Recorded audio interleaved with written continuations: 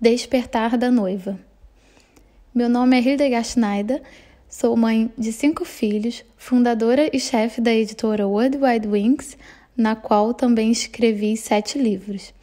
Hoje eu quero contar um pouco da minha vida como testemunho e ajuda para o tempo em que vivemos. Eu sinto que estamos em um tempo em que Yeshua quer que a sua noiva esteja preparada e ainda mais ansiosa do que todos os anos anteriores.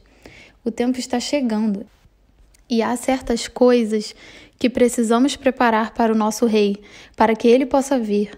Muitas dessas coisas, infelizmente, não são ensinadas nas igrejas, embora isso tudo esteja na Bíblia. E agora eu vou levar você um pouco para a história da minha vida. Eu tive 4 filhos. Eles eram todos pequenos. Depois que fiquei doente, pensei que tipo de pessoas egoístas somos. Foi então que eu disse a Yahvé o seguinte: se você quer nos dar outro filho, que assim seja. E então eu engravidei novamente. Depois de fazer os exames de rotina, eles me disseram que eu era uma grávida de alto risco, por já ter tido uma cesariana no primeiro filho. Eu respondi que não queria mais fazer exames. Eu sou cristã e com certeza eu teria essa criança, ela sendo deficiente ou não. O médico disse que também poderia ser feito um exame de sangue, que também forneceria informações. Então, eu parei para pensar e concordei com o exame. O resultado foi chocante. O médico-chefe da clínica me ligou e me disse por telefone que eu deveria esperar pelo pior. Eu dirigi para o Instituto de Genética Humana em Gießen e fiz o teste de análise do líquido amniótico, para saber se meu filho nasceria com alguma deficiência. O instituto me ligou no meu aniversário de 40 anos e disseram que o resultado deu positivo. Eu estava esperando um filho com deficiência. Quando cheguei no instituto, o médico estava congelado e me perguntou: por que você não quer abortar? Você ainda tem tempo suficiente para dar esse passo. E eu respondi: porque eu amo Yeshua. E ele diz em seus mandamentos que não devemos matar. E então eu comecei a passar por um momento extremamente difícil na minha vida. Muitos ao meu redor queriam que eu abortasse a criança e eu apenas fiquei com a palavra dele e não fiz isso. Agradeço muito a Yahvé por me dar essa força. Quando o bebê nasceu, demos o nome de Luca. Luca é a forma italiana de Lucas.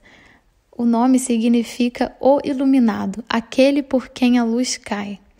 E foi isso que Yahvé fez. Tinha muita luz na minha vida. Não da noite para o dia, foi um processo muito longo. Eu sabia intuitivamente que Yahvé queria me dizer algo com o meu filho especial, mas eu não sabia o quê. Na igreja evangélica que eu na época visitava, eles ensinavam que quando Deus nos deu a Bíblia, quando ela estava pronta, Deus desde então não falava mais conosco. Então eu fui cada vez mais me afastando da religião e Yahvé me tirando de lá.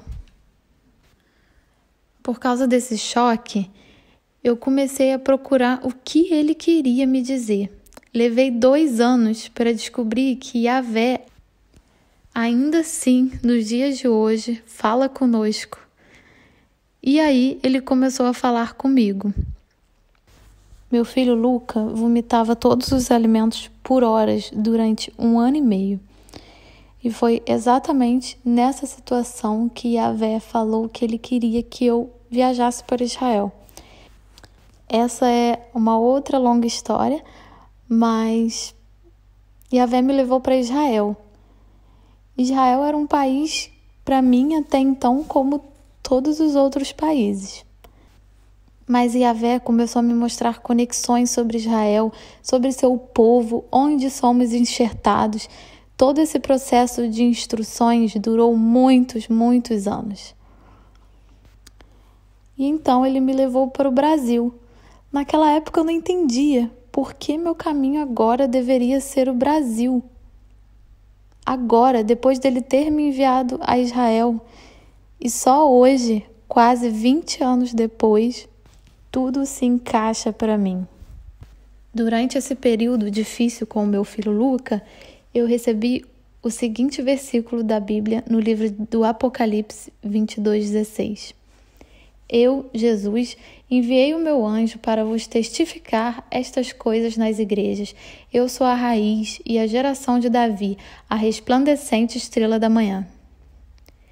Yeshua envia esse anjo para todas as igrejas, não para as 7 igrejas. E que mensagem esse anjo tem para todas as igrejas? Que ele é a raiz e a família de Davi. E o que significa que Yeshua é a raiz? Naquela época, eu não sabia que existia um movimento das raízes hebraicas. Foi quando eu escrevi o meu primeiro livro, Cheio de Óleo, Cheio de Luz. O nome desse título veio através de um sonho. E quando eu quase terminei de escrever o livro, descobri que existiam crentes que seguiam as raízes hebraicas da nossa fé.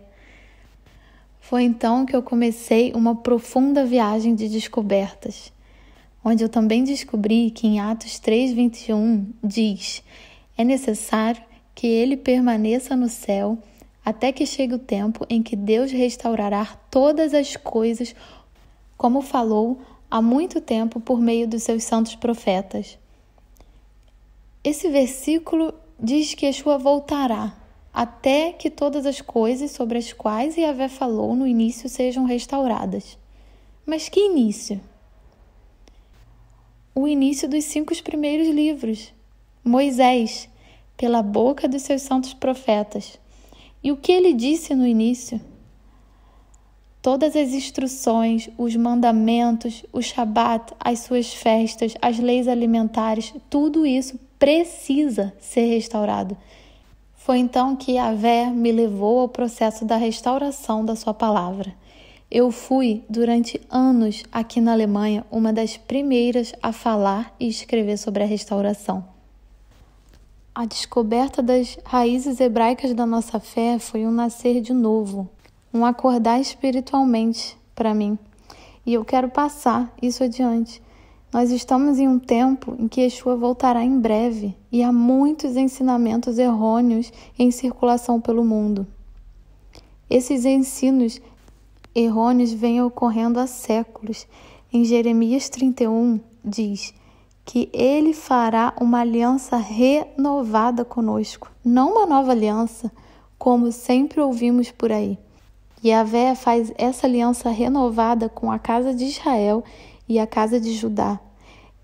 Eis que vem os dias, diz o Senhor, que então faço uma aliança renovada com a casa de Israel e com a casa de Judá, não conforme a aliança que fiz com seus pais no dia em que os tomei pela mão para os tirar da terra do Egito, porque eles quebraram essa aliança. Mas este é o pacto que farei com a casa de Israel depois daqueles dias. Porei a minha lei neles e a escreverei no coração deles, e eu serei o Deus deles, e eles serão o meu povo. Yahvé coloca a sua Torá em nosso coração. A Torá não se foi, ela é a luz para o nosso caminho. Eu creio que alguém que está fora da Torá, das instruções dele, não pode estar nesse relacionamento íntimo com Yahvé. Se Yeshua celebrava o Shabat e vamos à igreja no domingo, que é quando celebravam um festival pagão, onde temos comunhão com ele? Onde teremos comunhão se não comemorarmos as festas de outono, que são uma imagem da segunda vinda de Yeshua? Assim como Yeshua cumpriu as festas da primavera com a sua primeira chegada, ele cumprirá as festas de outono com a sua segunda vinda. Yeshua, ele quer sacudir você. Dê uma olhada na palavra de Yahvé. O que está escrito lá? Caso contrário, isso pode custar a sua posição no reino, como está escrito em Mateus 5,19. Quem quebrar um dos menores mandamentos e ensinar as pessoas dessa maneira será chamado o menor no reino dos céus. mas quem fizer e ensinar será chamado grande no reino dos céus.